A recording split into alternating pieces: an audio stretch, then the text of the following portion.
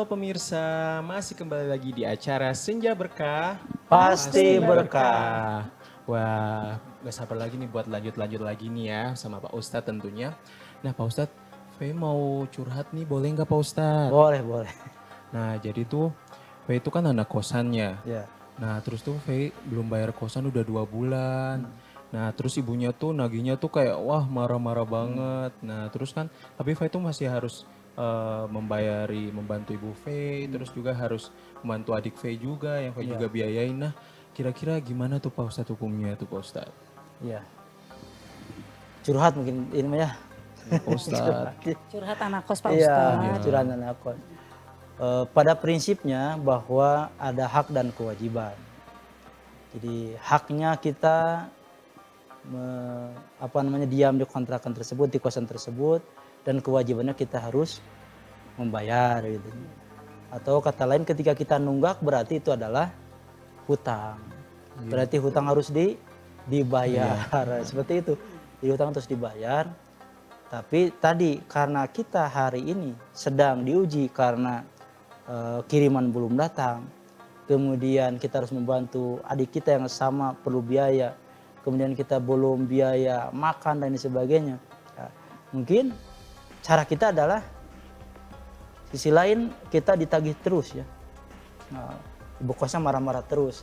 Makanya pertama yang harus kita lakukan adalah karena segala sesuatu harus ada musyawarah, harus komunikasi ya, harus komunikasi.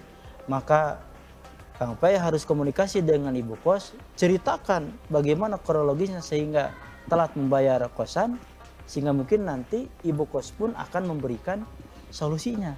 Iya Pak Ustadz, ini seperti itu. dengar kabar nih, Ya. karena Pai ini kosnya itu dekat dengan rumah saya. Oh, gitu. Dengar-dengar kabar sih, ibu kosnya itu sebenarnya sih pengen bantu Pak Ustadz. oh, gitu. Cuman masalahnya si ibu kosnya ini juga dia butuh uang Oh, untuk iya, bertahan hidup Pak Ustadz. Ya, ya. Nah kalau begitu Pak Ustadz, sebenarnya nih apa yang ini harus dilakukan oleh ibu kosnya Pak Ustadz? Di satu sisi ingin membantu, Ya. di satu sisi dia juga butuh uang buat makan Pak Ustadz. Betul Ya. Pak Ustadz. Mungkin ibu kos tadi karena uangnya berputar mungkin Bu ya, berputar jadi otomatis uang tersebut sangat diperlukan. Mungkin bisa seperti inilah kita sederhananya mah. Bahwa ketika memang ini belum punya ataupun ibu kos memerlukan, ya kita kebijaksanaan dengan menyicil saja dulu lah. Jadi katakanlah 1 bulannya 300, mungkin bisa 100 dulu atau 150 dulu. Seadanya dulu gitu ya Seadanya Pak dulu. Ustadz ya. Betul Jadi juga ya, supaya Pak ini Ustadz. ringan, kemudian ibu kos pun tidak kosong uangnya. Minimal ada pemasukan, seperti walaupun tidak full. Mungkin itu solusi sederhana ya, kalau memang kondisinya seperti itu. Jadi tetap kita harus tanggung jawab bahwa itu adalah kewajiban, dan kewajiban harus ditunaikan. Ya, sekemampuan kita tadi, yang penting ada komunikasi. Akhirnya kan ibu kos baik kepada akhirnya teh. Kita pun tidak malu ya bertemu dengan ibu kos. Coba kalau belum bayar. Jadi musyawarah dulu ya Pak Musyawarah, Ustadz ya, betul. musyawarah Ada Pai dengan komunikasi. ibu kosnya.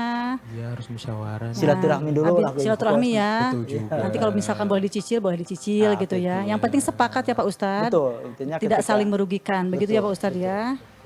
Jika sudah musyawarah, ada mufakat, nanti udah mufakat, ya kesepakatan seperti apa itu. Maka dalam Islam diajarkan bagaimana hidup bermasyarakat di antara dengan bermusyawarah seperti itu. Gitu. Tapi Pak Ustadz ngomong-ngomong nih, bagaimana kalau kita nih punya hutang Pak Ustadz. Tapi kehidupan kita juga ternyata butuh biaya yang lebih besar Pak Ustadz. Tapi ini utang, ini harus dibayar juga. Iya. Ini yang mana dulu nih Pak Ustadz yang harus kita dahulukan Pak Ustadz? Ya, jadi Hidup itu dulu nih, kebutuhan hidup atau utang dua-duanya dulu nih? sangat urgen ya, sangat ya. perlu. Artinya bahwa ya tadi ketika sisi lain kita punya hutang, sisi lain kita kebutuhan hidup pun harus terpenuhi.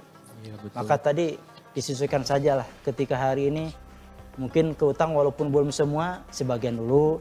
Kalau kita semua diberikan, nanti kita pun nanti Nggak tutup bisa hidup lubang gali ya Pak lubang. Ustadz Nah, ya. Iya, jadi artinya betul tidak akan beres-beres masalah.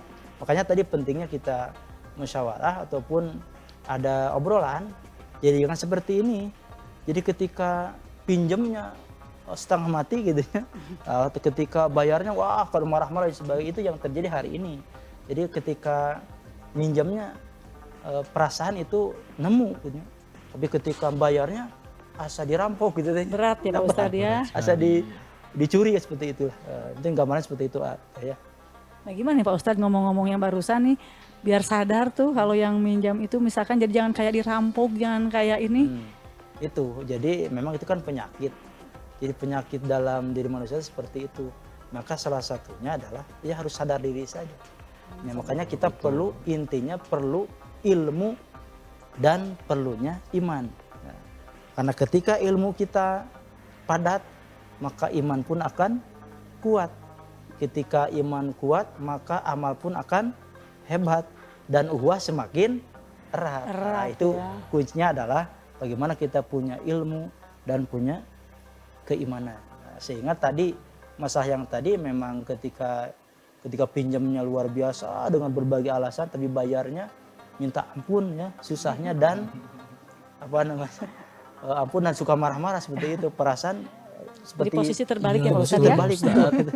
Ya Pak Ustadz, kadang itu yang kita beri hutang, nah yang hutang itu suka marah-marah kalau ditagih Pak Ustadz, itu gimana tuh Pak Ustadz?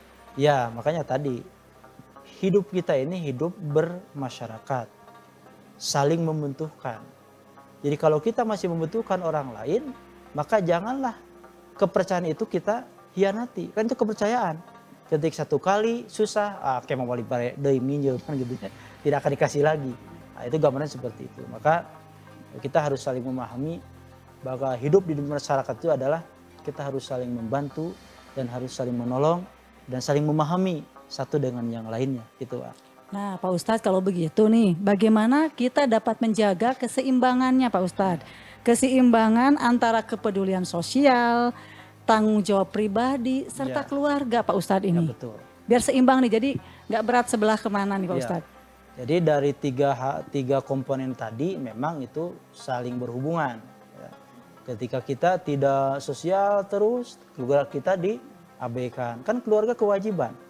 Bahwa kalau seorang suami punya kewajiban untuk membiayai, untuk memenuhi kebutuhan keluarganya, anak dan istri, ataupun sanak saudaranya. Kemudian tadi lingkungan, memang kalau kita mampu, ya kita berikan gitu, kita bantu. Kemudian pribadi, jangan sampai kita melupakan pribadi terus, sehingga keluarga kita abaikan, sosial kita abaikan, akhirnya hidupnya seperti tidak butuh bantuan orang lain gitu ya. Ketika diundang pengajian tidak datang, ketika ada yang sakit tidak pernah menengok, ada sumbangan tidak mau memberi, ketika yang meninggal tidak melihat.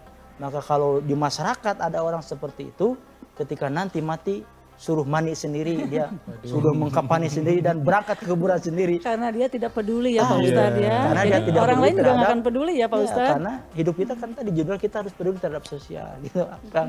Nah betul. Berarti kalau tidak peduli itu kira-kira berdosa nggak sih Pak Ustadz? Jelas karena ini adalah ada perintahnya, kemudian ada ada contoh dari Rasulnya, ya berdosa kalau kita orang lain membutuhkan maka kita membiarkan. Maka dalam Al-Quran Allah berfirman, wa ta'awanu 'alal birri wat taqwa wa la ta'awanu 'alal itsmi wal udwan. Tolong menolonglah kamu dalam takwa dan kesabaran, dan janganlah kamu tolong menolong di dalam perbuat dosa ataupun permasalahan. Jadi jangan sampai kita menolong dengan teman itu dalam perbuatan dosa dan permusuhan. Tapi sedangkan kita diperintah oleh Allah, tolong menolong kalian dengan cara yang baik, tolong menolong dalam takwa dan kesabaran. Itu jadi diperintah. Jadi kalau tidak mengabaikan tolong menolong, kita tidak pernah membantu, maka itu dikategorikan dosa kalau melihat ayat tadi. Karena kita diperintah oleh Allah untuk saling menolong. Mungkin itu. Waduh, seperti itu ya Pak Ustadz. Nah, tapi Fei masih mau nanya-nanya lagi, tapi masih ada yang mau lewat lagi nih Pak Ustadz. Nah, untuk pemirsa di rumah yang ingin nanya-nanya seputar Islam dan lain-lain, bisa langsung kontak ke 0813 9447 7912 seperti yang ada di bawah ini. Nah, kalau gitu kita akan berjumpa lagi di acara Senja Berkah. Pasti berkah.